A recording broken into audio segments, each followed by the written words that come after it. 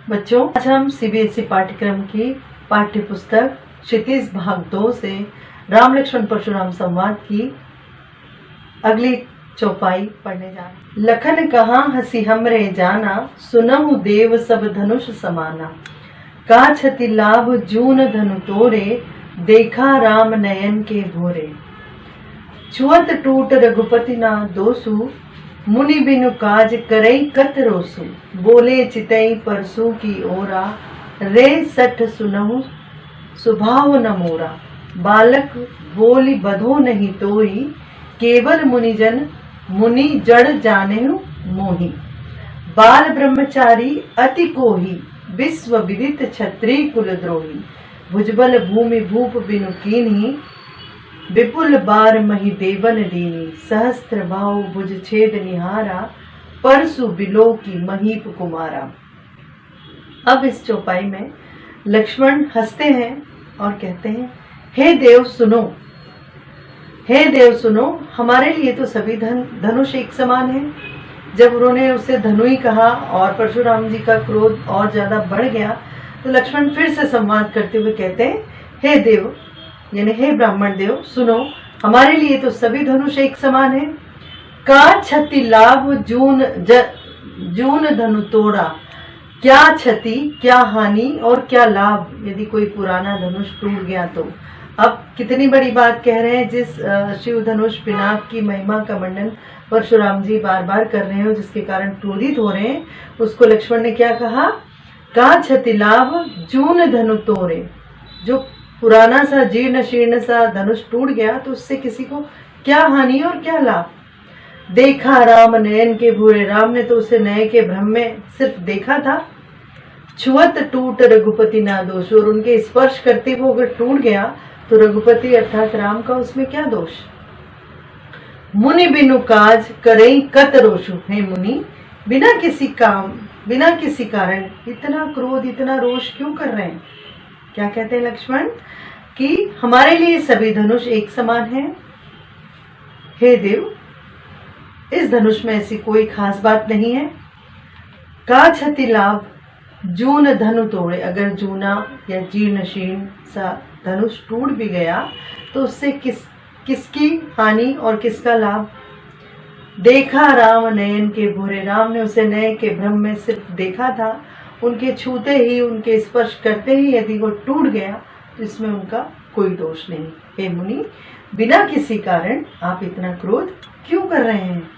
बोले चितई परसु की ओरा, इतना सुनते ही लक्ष्मण के मुख से परशुराम जी का क्रोध और अधिक बढ़ जाता है और वो अपने परशु की तरफ चिते यानी देखकर अपने परशु को संभालते हैं, सुधारते हैं और देखते हैं और कहते हैं, रे सठ सुने ही स्वभाव न मोरा। है मूर्ख बालक, लगता है तूने मेरे स्वभाव के बारे में नहीं सुना।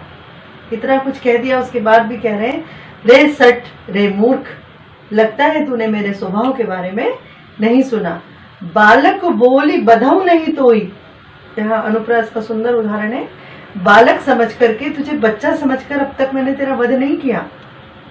केवल मुनिजन जड़ जाने ही मोही, लगता है कि केवल तू मुझे जड़ बुद्धि मुनि ही समझ रहा है, जानता नहीं कि मैं कौन हूं, मेरे स्वभाव के बारे में नहीं जानता। मैं तुझे बच्चा समझ के अब तक छोड़ा हूं, वरना इतनी बात करने पे तो मैं किसी को छोड़ता नहीं।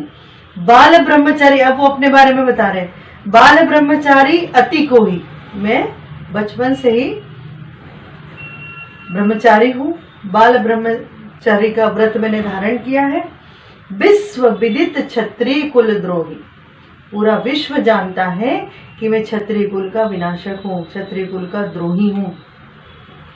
भुजबल भूमि भूप बिनु कीनी, अपनी भुजाओं के बल पर मैंने, भूप यानी राजा, भुजबल भूमि भूप बिनु कीनी, मैंने अपनी भुजाओं के बल पर राजाओं की भूमि को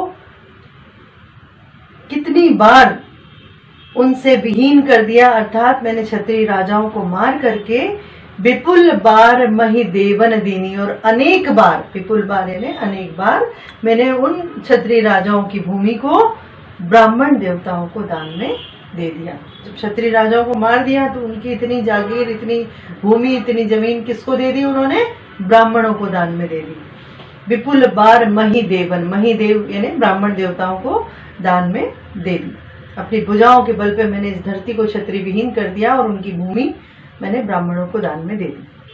सहस्त्र बाहु भुज छेद निहारा, परसु बिलो की महीप कुमारा। ए महीप कुमार, हे राजा के कुमार, हे राजा के बालक, ये वही परशु है जिससे मैंने सहस्त्र बाहु की भुजाओं को बड़ी बेरहमी से काटा और उनका वध कर दिया। 1000 भुजाएं थी सहस्त्र बाहु की, इसीलिए उन्हें सहस्त्र बाहु कहा जाता था।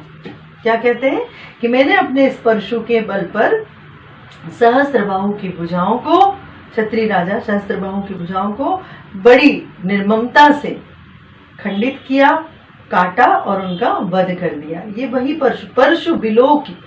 इस परशु को देख महीप कुमार, राजकुमार, ये वही परशु है। अब इस चौपाई के बाद जो दोहा है उसे पढ़ेंगे और उसकी व्याख्या करेंगे।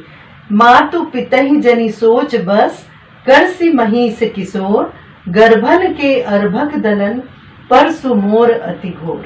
अब परशुराम जी इतना कुछ कह देने के बाद फिर कह रहे हैं इस दोहे में कि हे राजकुमार, महिष किशोर, हे राजा के बालक, हे राजकुमार, लगता है आज तू अपने माता पिता को सोचने पर विवश कर देगा। कैसे? माँ तो पिता ही जनी सोच बस, यानी मैं तुझे मार दूंगा और माता पिता तेरे संताप में तेरे विषय में सोचने लगेंगे। माँ तो पिता ही जनी सोच बस, कर सी मही से किशोर। हे राजकुमार, लगता है आज तू अपने माता पिता को अपने विषय में सोचने पर मजबूर कर देगा।